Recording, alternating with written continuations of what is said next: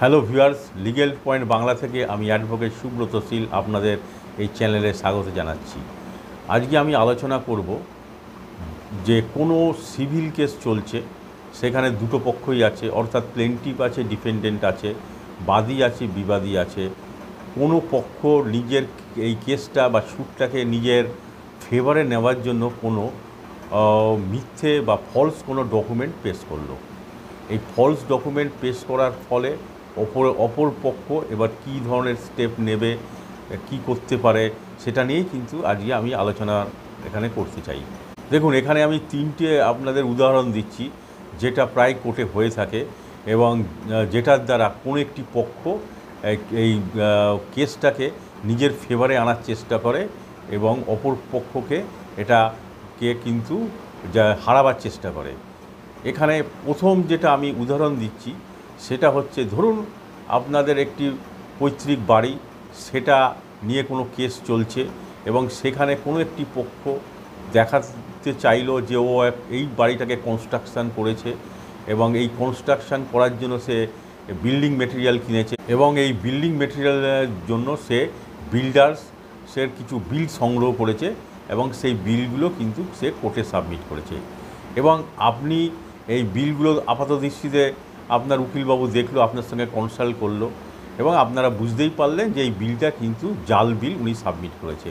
এক্ষেত্রে আপনাকে কি করতে হবে, যে যখন এই বিলগুলো অপর পক্ষ এটাকে কোর্টে এক্সিবিট হিসাবে পেশ করে দেবে, তখন কিন্তু এই ডকুমেন্টগুলো কিন্তু সে আর ফেরত নিতে পারবে না যতদিন না পর্যন্ত কোর্ট নিষ্পত্তি হচ্ছে।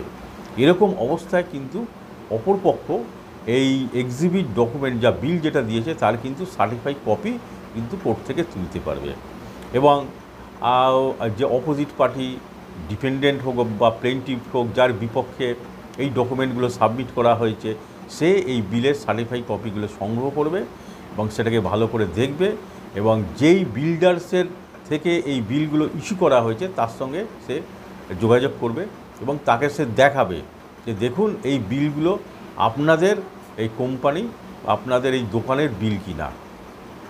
বিল্ডার্স বা যে দোকানের মালিক ওটাকে দেখে বলবে যে না, এই ধরনের যে বিল, এই ধরনের যে সিরিয়াল নম্বর, এই ধরনের যে ডেট এখানে যে মেনশন করা হয়েছে এবং এখানে যে সিগনেচার করা হয়েছে আমার, সেটা কিন্তু আমার না, এটা কিন্তু জাল বিল। এটা কিন্তু আমাদের এখানে কখনোই এই ধরনের বিল হয় না, কারণ এখানে ডেট এবং যে ক্রমিক নম্বর, সিরিয়াল নম্বর, এখানে কিছুই মিলছে না এবং যে বিলের যে প্যাটার্ন আছে সেটাও কিন্তু এখানে মিলছে না। এবার তাহলে আপনি এই প্রমাণ সংগ্রহ করার জন্য সেই বিল্ডার্স বা দোকানের মালিককে বলবেন যে আপনার আমাকে একটি বিল দিন, যেটা করে আমি কিন্তু কোর্টে দেখাতে পারবো আমাদের কেস চলছে। ন্যাচারালি কোনো বিল্ডার্স বা দোকানদারই কিন্তু আপনাকে সেই ওদের যে পাকা বিল যেগুলো হয় সেটা কিন্তু আপনাকে দেবে না। তখন আপনি আরেকটি রিকোয়েস্ট করবেন যে ঠিক আছে, আপনাদের যে বিল আছে, বিল বই আছে, সেটার আমি একটি কিন্তু ফটো নিয়ে নিচ্ছি এবং ফটো আপনি নিয়ে নেবেন।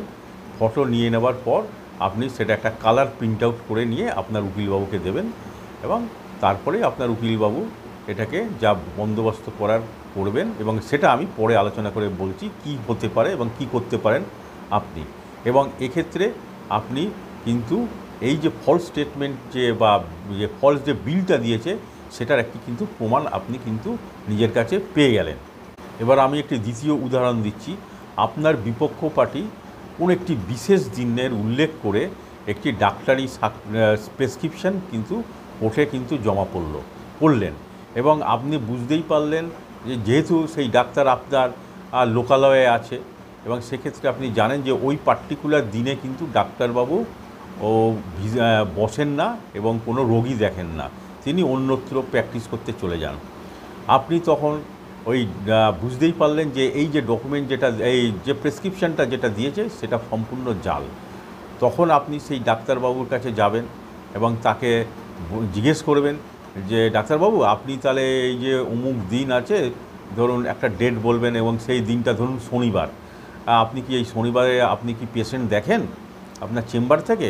তখন ডাক্তারবাবু ন্যাচারালি আপনাকে বলেই দেবে যে না, শনিবারে তো আমি কোনো পেশেন্ট দেখি না, আর ওই দিন পার্টিকুলার যে ডেটটা বলছেন সেই ডেটে তো আমি দেখিনি রুগী, আমার তো সেই দিন অন্য জায়গায় আমার প্রোগ্রাম থাকে, আমি অন্য জায়গায় পেশেন্ট দেখতে যাই, চেম্বার করি। তো তখন হয়তো আপনি ডাক্তারবাবুকে হয়তো জিজ্ঞেস করবেন বা বলবেন যে এরকম একটা কেস চলছে, তাহলে আপনি কি আমাকে একটি আপনার সাক্ষী হিসাবে এখানে কোর্টে আসতে পারবেন? তখন ন্যাচারালি ডাক্তারবাবু হয়তো বলবেন আপনাকে যে হ্যাঁ যেতে পারি, বা অনেক সময় আপনাকে বলবে যে আমি যাব না। যেটাই হোক, এই সম্বন্ধে আপনি যা ব্যবস্থা আপনার উকিলবাবু করবেন, বা এখানে আমি আলোচনাও করে দেবো যে কি আপনি ব্যবস্থা নিতে পারেন। কারণ আপনি বুঝেই গেলেন যে আপনার এগেনস্ট পার্টি যেই ডাক্তারি প্রেসক্রিপশানটা যেই ডেটটা মেনশন করে কোর্টে প্রডিউস করেছে এবং সেটা এক্সিবিট হয়ে গেছে, সেটা হচ্ছে সম্পূর্ণ জাল। দেখুন, আমি আরেকটি আপনাকে উদাহরণ দিচ্ছি। ধরুন কোনো আপনার বাবা যে গত হয়ে গেছে, সে কোনো একটি অ্যাগ্রিমেন্ট করেছে, কোনো একটি ব্যক্তি বা আপনার অপর পক্ষের সঙ্গে কোনো একটি অ্যাগ্রিমেন্ট করেছে।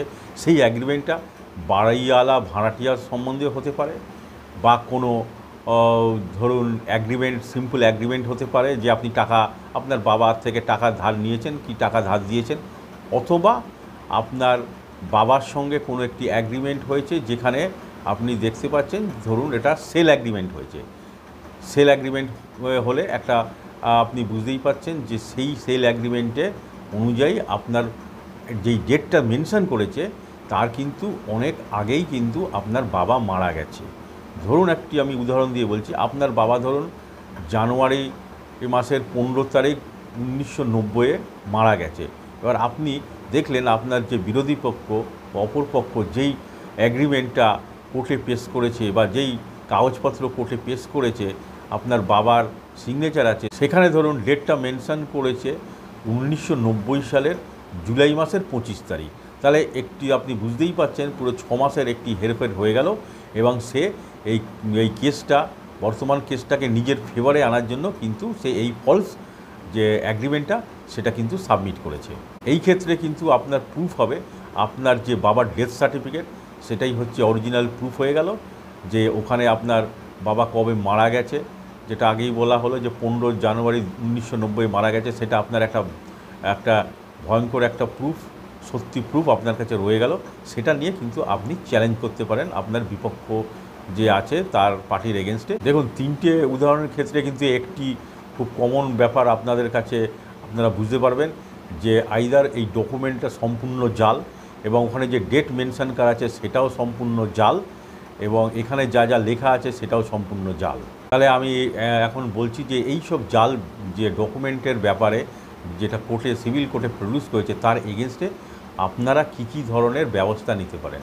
দেখুন, প্রথমেই বলে দিই যে কোনো ধরনের ফলস স্টেটমেন্ট বা ডকুমেন্ট এক্সিবিট হয়ে থাকে, বা কেউ যদি মিথ্যে কথা বলে কোর্টের কাছে, তাহলে এগুলোর এগেনস্টে কিন্তু আমরা ক্রিমিনাল কেসের সিআরপিসি সেকশন 340 ধারায় এবং আইপিসি সেকশন 191 এবং 193 ধারায় কিন্তু একটি কমপ্লেন কেস করতে পারি সেই দোষী ব্যক্তির বিরুদ্ধে। মিথ্যে ডকুমেন্ট দিয়েছে কোর্টের কাছে, এবং মিথ্যে কথা বলেছে, এবং মিথ্যে তার ডকুমেন্টগুলোও এক্সিবিট করেছে, এবং কোর্টকে প্রভাবিত করার চেষ্টা করেছে নিজের ফেভারে কেসটা আনার জন্য।